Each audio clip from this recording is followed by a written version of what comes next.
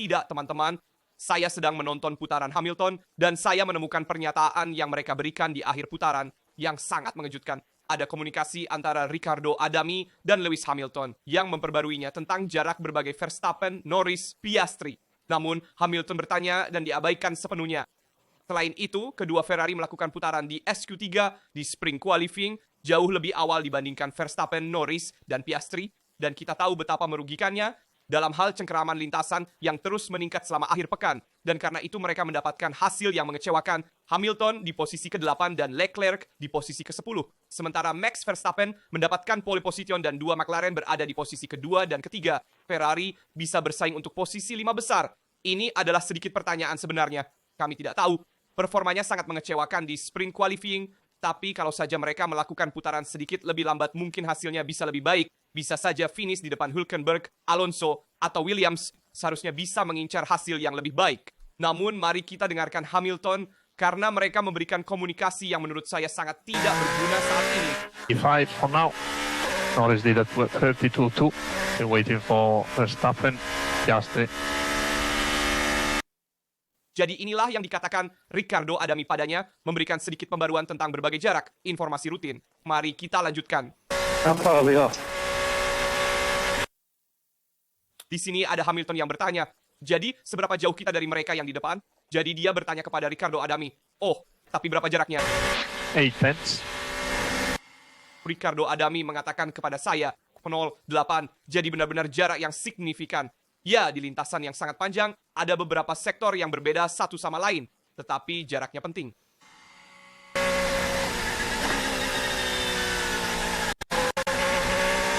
In the first sector and 3 tenths. 2 tenths in the first sector and 3 tenths the second and third sector. Dan di sini, Ricciardo Adami mengatakan kepadanya, kehilangan 0,2 di sektor pertama, 0,3 di sektor kedua, dan 0,3 di sektor ketiga. Jadi kehilangan jarak terhadap Verstappen. Kemudian Hamilton mengajukan pertanyaan dan diabaikan sepenuhnya oleh Ricciardo Adami. Itu sungguh aneh. Mari kita dengarkan. Where do we lose that time? Kok kita bisa kehilangan waktu sebanyak ini? Di mana kita kehilangannya? Maksudnya, diperlukan reaksi saat ini dari Ferrari kepada Hamilton dan Ferrari tidak menanggapi provokasi ini, pernyataan ini, bahkan pertanyaan ini, pertanyaan dari Hamilton, tetapi tidak diperhatikan sama sekali, teman-teman. Ini adalah sesuatu yang membuat saya khawatir. Karena jika saya adalah juara dunia 7 kali dan tidak dapat menemukan kinerja di lintasan, saya membutuhkan seseorang yang meyakinkan saya. Seseorang yang memberi saya penjelasan tentang mengapa mobil tidak berjalan di lintasan. Dan ini benar-benar hilang, tetapi bukan hanya itu. Bukan berarti mereka memberitahunya. Nah, kami tidak tahu, kami harus menganalisis data, bahkan tidak menjawabnya. Maksudnya, ini adalah sesuatu yang menurut saya sangat mengkhawatirkan dan salah untuk dilakukan. Tapi mari kita lihat bersama. Jeda 5 detik. Dan saya akan merangkum, jadi melanjutkan putaran di mana tidak ada komunikasi dari Ricciardo Adami, dan kemudian mereka memberitahunya di akhir lintasan lurus ini, mereka memberitahunya setelah posisi resmi Hamilton. Karena saya bertanya kepada Hamilton, katanya, jadi di sini posisi kita di mana? Ayo, katakan sesuatu padaku. Dan dia mengatakan posisi ke-8. Hampir Ricciardo Adami takut memberikan informasi kepada Hamilton. Ini adalah sedikit yang tampak dari radio tim. Setidaknya ini tentu saja adalah kesan saya, tetapi kita bisa mendengarkannya bersama dan ini mengkhawatirkan dari sudut pandang saya, karena saya mengharapkan Ferrari yang lebih mengambil alih situasi, bukan menjadi korban dari momen krisis ini yang tentunya sulit dihadapi, tetapi mereka bahkan tidak menghadapinya dengan cara terbaik melalui komunikasi. Setelah mengatakan itu, ini adalah poin pertama yang ingin saya tunjukkan kepada Anda. Ada banyak hal yang perlu dianalisis sebelum melanjutkan. Tentunya saya sarankan untuk meninggalkan suka, berlangganan, dan mengaktifkan notifikasi agar tidak ketinggalan video di saluran ini. Mari kita lihat sekarang telemetri. Perbandingan Ferrari dengan tim lain. Saya ingin membandingkan dengan Hülkenberg, Alonso, dan Sainz karena mereka adalah pembalap yang paling tidak terduga untuk dilihat di SQ3 di Spring Qualifying. Kita juga melakukan perbandingan Hamilton Leclerc, Verstappen Norris, Hamilton Russell, jadi perbandingan antara berbagai tim top, dan tentu saja kita melihat berbagai pernyataan dari para pembalap. Sebelum melihat telemetri, mari kita dengarkan pernyataan dari Leclerc dan Hamilton, dan kita akan mengomentarinya bersama. Saya akan memutarkan untuk Anda, dan kemudian kita menganalisanya bersama. Sebaliknya, mari kita lakukan seperti ini. Saya akan mengomentarinya. Saya sudah mendengarkannya, jadi saya akan memutar hanya Hamilton di sini, dan memberitahu Anda sedikit tentang apa yang dikatakan Hamilton. Sebenarnya, Hamilton mengatakan bahwa mereka tidak tahu mengapa mereka tidak bisa menjadi kompetitif. Pada latihan bebas, satu ada langkah. Mereka lebih kompetitif dibandingkan dengan yang lain, tetapi kemudian semuanya runtuh, terutama dari SQ1, yaitu dari Q1 dari sprint kualifikasi menuju SQ2, SQ3, mereka tidak lagi menemukan performa, sementara lawan mereka terus meningkat. Jadi Hamilton sangat kecewa, mengatakan bahwa dia akan menganalisis data dan melihat apa yang dapat ditingkatkan. Kami juga mendengar Leclerc yang telah mengungkapkan pendapatnya. Leclerc juga mengalami sesi yang lebih sulit, karena pada latihan bebas satu kami melihat bahwa dia tidak berhasil mencoba dengan ban lunak, jadi dia tiba di kualifikasi tanpa pernah melakukan putaran penuh, percobaan kualifikasi jika kita mau. Dan karena itu, dia melakukan kualifikasi yang lebih sulit dibandingkan dengan Hamilton. Hamilton dalam kasus ini memiliki lebih dibandingkan dengan Charles, itu jelas, karena dia memiliki lebih banyak ritme di GP Amerika dan Leclerc malah kesulitan. Leclerc sangat optimis, karena kita ingat hingga kemarin Kamis, dia mengatakan bahwa kita bisa bertarung untuk podium. Leclerc juga selalu terlalu optimis. Menurut saya, pada hari Kamis dan melihat bukan kesalahannya, menurut saya, dia melihat simulasi di Ferrari yang meyakinkannya, dan oleh karena itu dia sedikit lebih optimis. Sekarang, kurang dibandingkan dengan balapan sebelumnya. Kita ingat di masa lalu, dia juga mengatakan bahwa Ferrari bisa berjuang untuk kemenangan, dan kemudian Ferrari bahkan tidak mencapai podium. Dalam kasus ini, dia bilang Ferrari bisa naik podium, tapi justru finish di posisi ke-10 pada sprint qualifying. Tingkatnya, dia selalu terlalu berlebihan, terlalu optimis, dan kali ini pun dia melakukannya lagi. Dalam kasus ini, setelah sprint kualifikasi, dia mengatakan, mari kita lihat apakah kita bisa mengubah sesuatu. Tetapi saya akan terkejut, akan sedikit aneh melihat apakah mobil tiba-tiba membaik. Tentu saja itu akan lebih baik untuk kami. Tapi menurut saya akhir pekan ini akan sangat sulit, dan kami tidak bisa mengubah total mobilnya. Ini adalah potensi kita, seperti yang dikatakan Leclerc. Dan menurut saya juga sulit bagi Ferrari untuk membuat kemajuan besar sekarang setelah sprint race. Wah, kita tahu jendela Parc Ferme dibuka kembali karena Parc Ferme berhenti setelah sprint race. Mobil dapat dimodifikasi kembali sebelum kualifikasi biasa. Tetapi mengatakan ini kita telah melihat kualifikasi yang sulit bagi Ferrari, baik dari Hamilton maupun dari Leclerc. Dan kita melihat sesuatu yang aneh. Ferrari kuat jika kita ingin pada latihan bebas 1 dan malah sangat lemah dalam sprint kualifikasi. Kenapa? Karena Ferrari sedang dalam pemetaan mesin. Mari kita lihat bersama-sama. Ini adalah waktunya perbedaan antara Hamilton dan Verstappen sebagai pemetaan mesin, kita jelas melihat bahwa itu ditingkatkan, memiliki dorongan daya ini dibandingkan dengan lawan, dan ini juga memungkinkannya menjadi begitu kompetitif dalam latihan bebas 1. Tapi sudah terlihat, teman-teman, bahwa pada bagian yang lambat Ferrari lebih kesulitan dibandingkan dengan Red Bull, yang bukan yang terkuat pada bagian yang lambat. McLaren adalah mobil yang paling kuat pada bagian yang lambat, tetapi sudah terlihat bahwa Ferrari kesulitan pada bagian yang lambat karena kurang rotasi. Kita akan melihatnya juga bersama dengan telemetri, menganalisisnya bersama secara rinci. Tetapi itu adalah faktor utama. Ini adalah sedikit momen ketika semua penggemar Ferrari sedikit terjebak. Meskipun kita tahu bagaimana cerita ini berlangsung, tetapi kita melihat Hamilton di P1 dalam latihan bebas 1, masih tersisa 41 menit sampai akhir. Tetapi kita mengatakan, wah, jadi Hamilton ini bisa memiliki akhir pekan yang baik, bisa bertarung di depan. Sebaliknya, waktunya sangat tinggi, dan tentunya Ferrari juga sedang dalam pemetaan mesin. Jadi itu juga perlu dipertimbangkan. Jelas setelah di akhir latihan bebas 1, kita melihat Hamilton ke-8, Leclerc ke-20, karena dia tidak melakukan simulasi kualifikasi. Dan jadi kita mengatakan kita semua kembali ke realita jika kita mau. Dan hal yang sedikit mengecewakan saya, dari sudut pandang saya, adalah melihat Ferrari kesulitan untuk berbelok. Sekarang mari kita lihat bersama. Saya juga menunjukkan poster yang menunjukkan posisi ke-8 Hamilton, ke-10 Leclerc. Jadi mari kita lihat dengan telemetri, dengan melakukan analisis perbandingan Hamilton-Leclerc terlebih dahulu. Mari kita lihat bersama di mana Charles kehilangan waktu, di mana Hamilton malah mendapatkan waktu. Karena jika Anda melihat setiap sektor adalah mandiri, yaitu di satu sektor siapa yang lebih cepat, di sektor lain siapa yang lebih lambat. Misalnya, Leclerc di bagian berliku tidak buruk, bahkan lebih cepat dari Hamilton. Kemudian juga kuat di bagian tengah. Leclerc Anda melihat bahkan mendapatkan waktu, mencapai keuntungan 0,2 dari Leclerc dari Hamilton di tikungan sebelum lurusan panjang. Tetapi kemudian di sektor terakhir, tampaknya memiliki lebih banyak cengkraman Hamilton dibandingkan dengan Leclerc yang malah menderita banyak, terutama Leclerc menderita selip belakang. jadi overheating poros belakang ban, dan jadi lebih licin dibandingkan dengan Hamilton. Yang ingat, memiliki gaya berkendara oversteer juga seperti Leclerc, tetapi kurang dibandingkan dengan pembalap Monaco, yaitu berhasil mengelola selip ini dengan lebih baik. Karena itu, Hamilton lebih konsisten sepanjang putaran, dan ini membayar juga dalam hal suhu ban. Sementara Leclerc tidak begitu konsisten dalam performa, ia sangat kuat di sektor pertama dan kedua, dan kehilangan banyak waktu di sektor ketiga. Mari kita lihat perbandingan juga dengan telemetri semua orang. Saya tunjukkan Hamilton, Hülkenberg, Alonso, Sainz, di mana kita sudah melihat detail penting mengenai rotasi mobil, karena jika kita lihat, dibandingkan dengan lawan yang semuanya lebih cepat dibandingkan Hamilton, baik Hülkenberg, Alonso, maupun Sainz, semuanya lebih cepat dalam putaran tunggal. Di mana Ferrari mengalami kesulitan? Nah, kita lihat bahwa mereka kesulitan mencapai sektor kedua yang paling lambat, kehilangan 175 detik dibandingkan dengan Hülkenberg yang menjadi patokan, karena dia membuat putaran tercepat di antara mereka, dan Alonso bahkan lebih cepat. Alonso dengan Aston Martin memiliki mobil yang lebih ringan, dan Sainz sedikit lebih lambat. Melanjutkan, kita lihat bahwa Alonso memiliki keunggulan di akhir lintasan lurus dengan Aston Martin yang mengejutkan begitu ringan dan begitu cepat di lintasan lurus, karena kita tahu itu bukan karakteristik terkuatnya. Tetapi kita lihat bahwa Ferrari terutama kehilangan rotasi di sektor ketiga. Memang mereka kesulitan terutama di tikungan ini. Saya akan tunjukkan juga detailnya. Di sini mereka kehilangan banyak waktu karena Hamilton beralih dari perbedaan 127 milidetik menjadi 340 milidetik, sehingga kehilangan banyak waktu di titik ini dan kemudian kehilangan sedikit di akhir.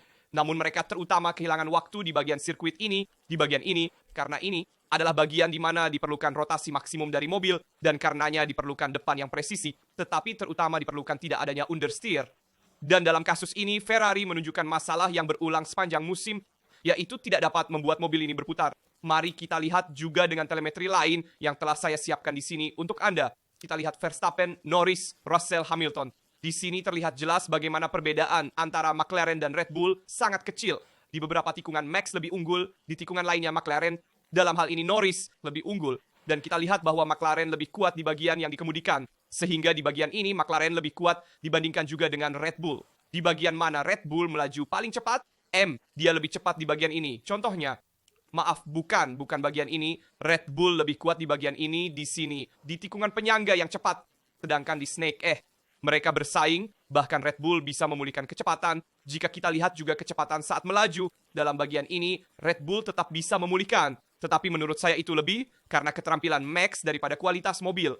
Dan kemudian, McLaren lebih kuat di bagian akhir. Di bagian ini di mana Ferrari mengalami kesulitan besar. Inilah bagian di mana Ferrari paling kesulitan. Dan ini bagian di mana McLaren lebih kuat.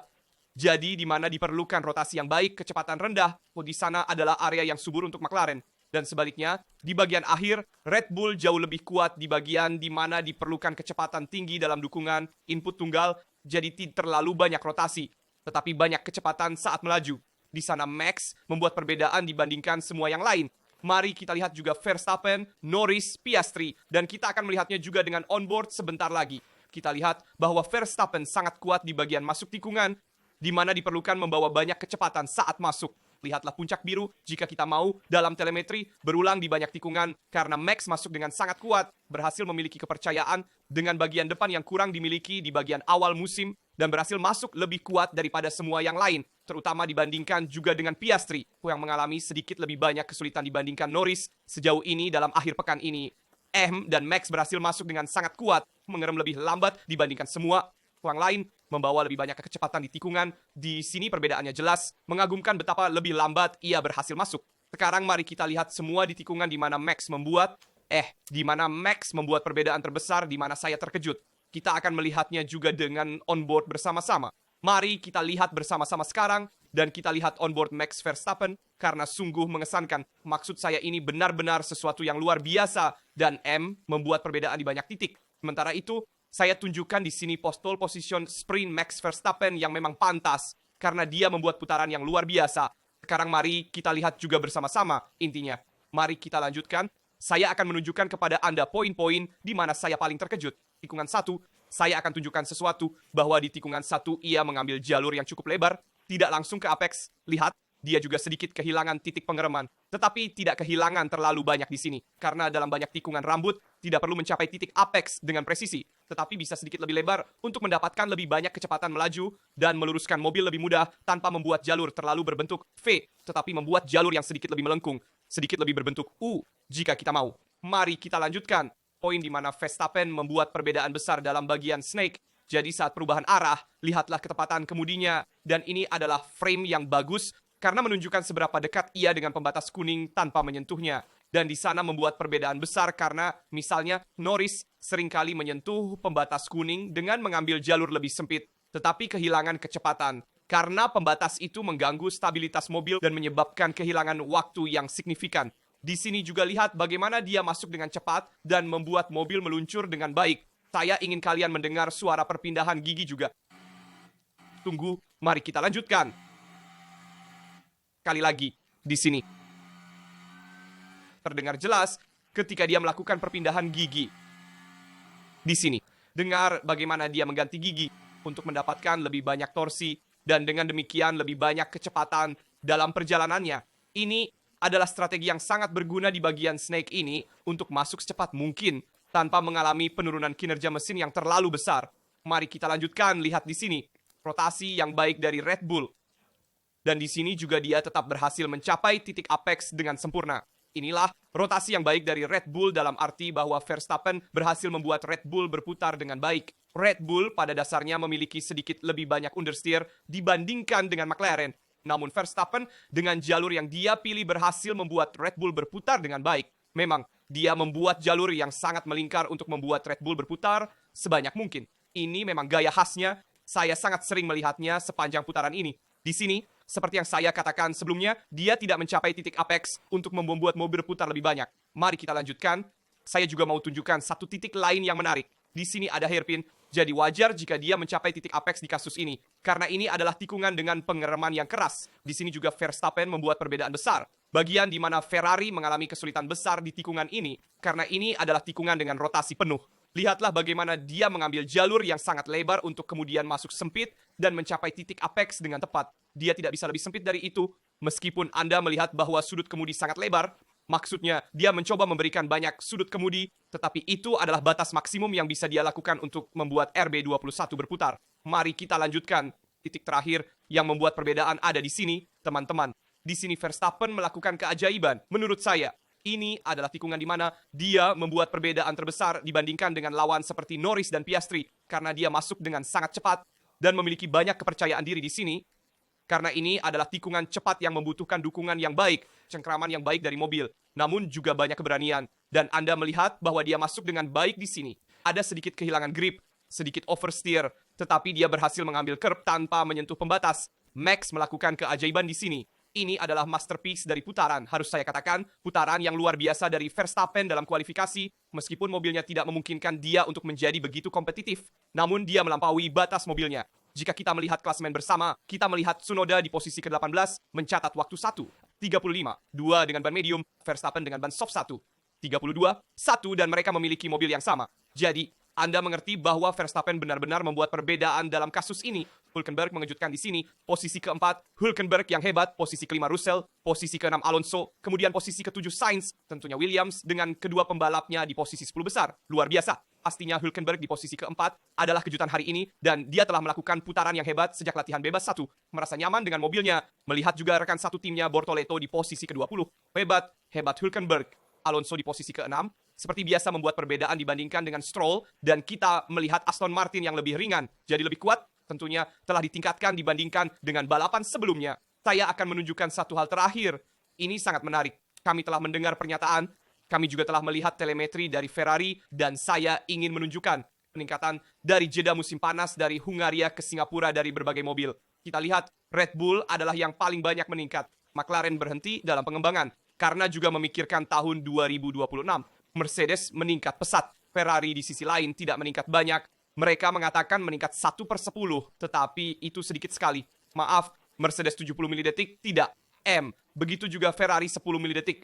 Sedangkan jika kita lihat Williams meningkat 0,2, jadi Williams sangat meningkat dibandingkan dengan pesaingnya, M. Jadi kita berbicara tentang sedikit peningkatan. Ya, sedikit peningkatan.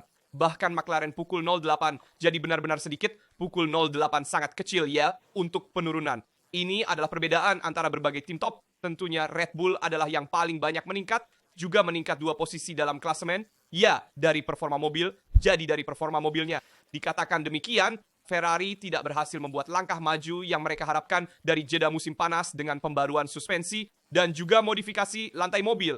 Ini pasti dipengaruhi oleh ketinggian dari tanah. Kita sudah sering mengatakan, dan kita telah melihat, sebuah mobil yang kesulitan berputar, dan itu adalah karakteristik yang berulang di semua lintasan. Di sini saya juga memperdengarkan radio tim ini, saya menunjukkan bahwa Leclerc yang bertanya, apa yang terjadi? Saya tidak bisa memasukkan gigi ketujuh.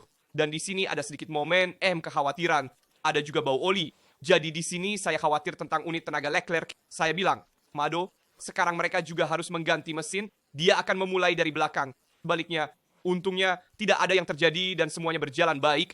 Setidaknya dari sudut pandang ini tentang keandalan. Namun, hasilnya tidak tercapai. Beritahu saya pendapat kalian di komentar tentang performa Ferrari. Bagaimana menurut kalian untuk balapan sprint? Ferrari bisa mencapai posisi apa di depan sana? Beritahu, saya juga dalam perebutan gelar juara dunia antara Verstappen, Norris, dan Piastri. Siapa yang menjadi favorit di Austin? Saya penasaran untuk membaca dan menjawab semua komentar kalian. Seperti biasa saya ingatkan kalian tentunya untuk memberikan like berlangganan dan mengaktifkan notifikasi agar tidak melewatkan video apapun di saluran ini. Sekian dari Rasta, kita akan bertemu di video berikutnya.